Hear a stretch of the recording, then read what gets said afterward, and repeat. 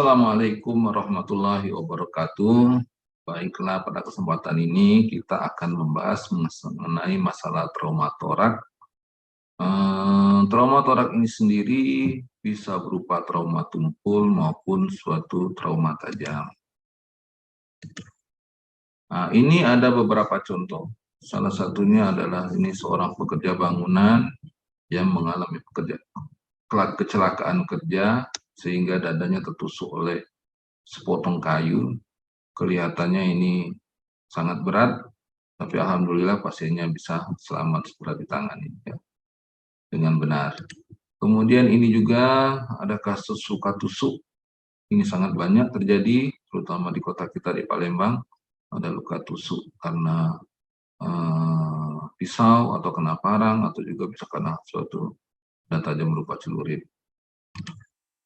Nah, apapun kasus trauma, baik itu trauma tumpul maupun trauma tajam, itu kita memerlukan pemeriksaan di dalam untuk menegakkan diagnosa. Kita melakukan anamnesis dengan pasiennya, kemudian pemeriksaan fisik, dan kadang-kala kita memerlukan pemeriksaan tambahan, baik berupa suatu pemeriksaan radiologi, misalnya X-ray, ronsen toraknya. Apa saja pemeriksaan fisik yang pada trauma torak dan apa yang perlu kita evaluasi? Nah, di sini perlu kita ingatkan bahwa pada saat inspeksi bisa kita lihat adakah gerak napasnya simetris antara kiri dan kanan. Kemudian pada kasus seperti fail chest, apakah ada gerakan paradoksal di mana ada bagian dari dinding dada yang tertinggal? Apakah ada retraksi? Kemudian adakah pernapasan cuping hidung? Dan pada kasus-kasus luka bacok karena parang, luka telinga terbuka, kita lihat apakah ada sucking wound, itu suara seperti menghisap, ya. Kemudian kita pula bisa menilai adakah jejak atau hematom pada region torak. Nah, untuk palpasi kita bisa merasakan kita bisa memeriksa apakah adanya ditekan, kemudian vokal primitus, kemudian krepitasi atau gambar ada suatu kulit-kulitnya teraba krepitasi seperti gambaran ada udara di subkutisnya. Kemudian itu kodisnya juga bisa kita periksa. Untuk perkusi, pada kasus-kasus seperti pneumotorak akan terdengar suara hipersonor pada daerah yang mengalami pneumotorak, atau pada hemotoraknya kadang-kadang ada suara. Untuk auskultasi biasanya ada suara napas yang kadang-kadang sampai hilang, sehingga kita dapat mendengar suara napas pada daerah torak yang mengalami cedera. Nah, untuk kasus trauma torak ini sendiri, ada kasus-kasus yang memang sifatnya emergensi, dalam artian sangat mengancam jiwa pasien. Ada juga yang berpotensial untuk mengancam jiwa pasien. Pada kesempatan ini kita akan membahas mengenai kasus-kasus yang dapat mengancam jiwa daripada pasien itu sendiri. Pertama yaitu ada obstruksi jalan napas, kemudian tension pneumotorak, perikardial tamponade, kemudian ada open pneumotorak, kemudian massive hemotorak, dan adanya flare chest. Oke, untuk trauma torak ini sendiri, angka kematiannya sangat tinggi. Ya. Tapi yang perlu diingatkan dengan adik-adik dokter muda, bahwa walaupun kasusnya kematian sangat tinggi, itu untuk trauma tumpul kita hanya membutuhkan untuk kebutuhan operasi atau untuk dirujuk ke dokter yang lebih berpengalaman atau lebih spesialis, itu hanya 10% membutuhkan tindakan operasi. Bahkan untuk luka trauma tajam itu 15-30%. Dalam artinya di sini bahwa semua kasus trauma, baik itu tumpul maupun tajam, kita hanya membutuhkan suatu tindakan yang simple prosedur, yaitu dengan pemasangan drainase. Artinya di sini ini kompetensi daripada adik-adik dokter muda untuk dapat melakukan pemasangan drainase ini sehingga dapat menyelamatkan jiwa daripada pasien.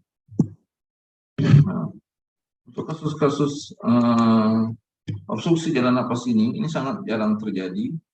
Biasanya ada perubahan suara dan kadang-kadang kita temukan juga suatu gambaran emfisem pada subkutis pada daerah leher. Untuk tindakannya itu sendiri, untuk kasus-kasus yang memang memerlukan definitif tindakannya kita bisa melakukan intubasi, dan kadang-kadang perlu juga kita lakukan bypass pada saluran napas dengan membuat suatu tracheostomy.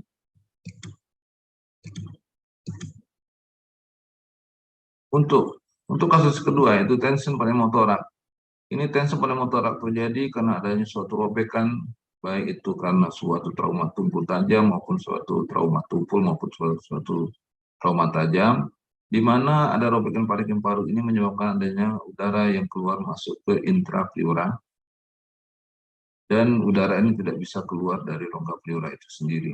Sehingga semakin lama udara itu tekanan semakin tinggi, yang dapat menyebabkan suatu kondisi di mana paru-parunya menjadi kolap, kemudian adanya penurunan daripada penestritan, dan kemudian penurunan daripada ventilasi dari paru di kontralateral. Nah, apa biasanya pemeriksaan fisik yang bisa kita lakukan, yang kita temukan pada pasien-pasien dengan tensi pneumotorak ini? Pertama itu adalah pada inspeksi, biasanya pasiennya keringat dingin, gelisah, kemudian respiratory rate-nya semakin lama semakin cepat, ada gerak dada yang asimetris, pasiennya sianotik, kemudian distress napas berat, dapat kita temukan juga suatu JPP meningkat atau distensi daripada pena leher, dan akhirnya akan mengalami suatu kondisi shock dengan tekanan darahnya menurun akibat penurunan daripada preloadnya. Evaluasi untuk kasus yang sudah lanjut, bisa kita mengalami suatu gambaran trakea yang terdorong ke kontralateral, pada perkusi adanya suara hipersonor, dan auskultasi biasanya suara napasnya menghilang. Untuk tindakannya, kita lakukan needle dekompresi, dan ada suatu yang perlu kita ingat bahwa untuk tension pneumotorak ini kita dilarang untuk melakukan pemeriksaan tambahan. Jadi diharapkan penegakan diagnosanya dengan melakukan clinical diagnosis. Dari pemeriksaan fisik diharapkan kita sudah bisa menegakkan suatu kondisi atau diagnosa tension pneumotorak. Tindakannya untuk terapi awal kita lakukan needle trakosintesis, dan untuk definitifnya kita lakukan pemasangan test tube. Ini gambarannya, suatu gambaran tension pneumotorak, adanya kolap daripada paru karena udara tekanan tinggi dari udara yang ada di rongga pleura sehingga menyebabkan trakeanya jadi bergeser, mediastinalnya bergeser, dan jantungnya juga bergeser. Ini bisa kita lihat sketnya, gambaran suatu kondisi yang namanya tension pneumotorak. Oke. Nah, kasus yang ketiga diagnosisnya adalah open pneumotorak. Open pneumotorak ini suatu kondisi di mana luka tusuk atau luka bacok di rongga dada sehingga ada luka terbuka pada rongga dadanya. Kadang-kala kita pada kondisi kita lihat di emergensi, ada gambaran dada pasien yang kita bisa lihat paru-parunya bergerak atau jantungnya tidak kelihatan. Nah, seperti ini apa tindakan kita untuk tahap awal, untuk yang di luar rumah sakit, kita bisa melakukan cover defect, ditutup lukanya.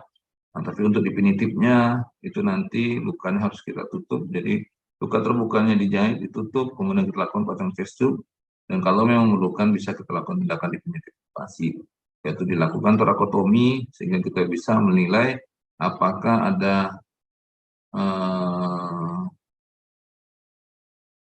paru-parunya mengalami perobekan atau ada pembuluh darah yang mengalami cedera. Tapi utamanya adalah dengan pemasangan chest tube terlebih dahulu, dan dari evaluasi chest tube-nya bisa kita tentukan apakah perlu dilakukan operasi atau tidak. Yang keempat adalah pleural chest. Pleural chest ini menggunakan tesio, suatu kondisi di mana ada biasanya diikuti oleh suatu kondisi akibat trauma tumpul yang berat, bisa karena kecelakaan lalu lintas, penderita mengalami fraktur kostis segmental. Segmental dalam artian ada 3 atau 4 kostinya yang mengalami fraktur atau patah, tapi sifatnya segmental. Jadi dalam satu kosti itu terdapat 2 segmen fraktur. Dan ini harus berurutan. Jadi syaratnya frakturnya harus lebih dari 2 kosti, kemudian adanya fraktur sifatnya segmental, kemudian harus berurutan. Dan akibatnya ini biasanya kalau pada pemeriksaan kita akan mendapatkan suatu gambaran yang tadi napas yang paradoksal. Apa tindakan terapi kita? Kita akan melakukan reekspand pada paru, kemudian lakukan oksigenisasi, karena biasanya diikuti oleh suatu kontusi daripada pulmonal, biasanya kita lakukan manajemen, yaitu kita ekstraksi daripada cairan pemasangan CPC ya, sehingga kita dapat menilai cairan yang masuk dan cairan yang keluar. Kadang-kala perlu kita lakukan intubasi, ya. Jadi penderita kita kontrol napasnya, sehingga nanti dia tidak mengalami suatu kondisi hipoksemia, dan kita juga memberikan suatu analgetik untuk menghilangkan atau mengurangi nyerinya. Nah, apa tujuan terapi definitifnya? Yaitu untuk pengembangan daripada paru, oksigenisasi, cairan yang cukup serta analgesi, untuk tekanan oksigen arterial kinerja pernapasan, ini dapat menentukan kapan diberi intubasi atau ventilasi. Jadi kita nilai AGD-nya dulu, apakah pasiennya membutuhkan suatu tindakan knockdown untuk kontrol daripada napasnya, untuk dilakukan ventilasi positif atau dengan mekanik. Kemudian diagnosa lain itu adalah masif hemotorak. Dikatakan masif hemotorak jika pendarahan yang keluar itu lebih dari 1.500. Jadi kalau kita pasang chest tube, darah yang keluarnya itu lebih dari 1.500, itu pada untuk orang-orang yang di luar negeri yang memang berat badannya tinggi, 100 kilo. Kalau untuk kita 700 ml aja sudah cukup untuk persiapan kita kemungkinan suatu masif hemotorak. Apa tindakannya?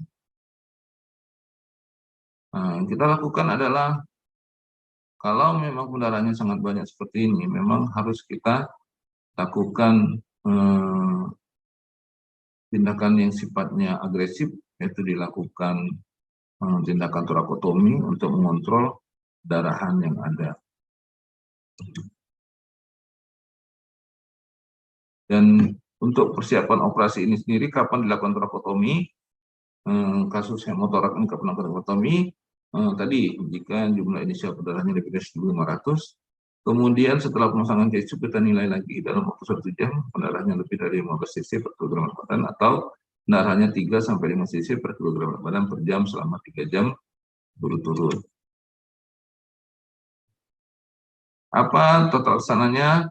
Kita lakukan suatu kondisi restorasi detur atau dalam konteks resusitasi daripada cairan, kemudian kita lakukan X-ray kalau butuh, kemudian kalau darah yang banyak keluar bisa melakukan autotransfusi, dan kemudian untuk menyetop pendarahan kita lakukan intervensi berupa operasi trakotomi, ya. Dan yang terakhir adalah suatu kondisi cardiac tamponade. Ini biasanya kita ada suatu namanya kondisi di mana ada cairan yang mengisi daripada rongga perikardium atau kantong daripada jantung, sehingga pergerakan jantungnya jadi terganggu. Biasanya ditandai dengan adanya suatu tekanan darah yang menurun, kemudian adanya distensi vena jugularis, kemudian adanya suatu gambaran atau suatu pada saat oskulasi adanya penurunan atau suara jantungnya menjauh. Apa tindakan kita lakukan patensi daripada RW, kemudian terapi daripada intrafluidnya. Jadi kita kontrol cairan yang masuk dan cairan yang keluar, dan untuk tindakan operasinya bisa kita lakukan perikardiosintesis ataupun bisa dilakukan perikardiostomi. Terima kasih. Setelah trauma kuliah mengenai tutorial mengenai trauma torak, mudah-mudahan apa yang saya sampaikan ini dapat berguna buat adik-adik dokter muda. Terima kasih. Assalamualaikum warahmatullahi wabarakatuh.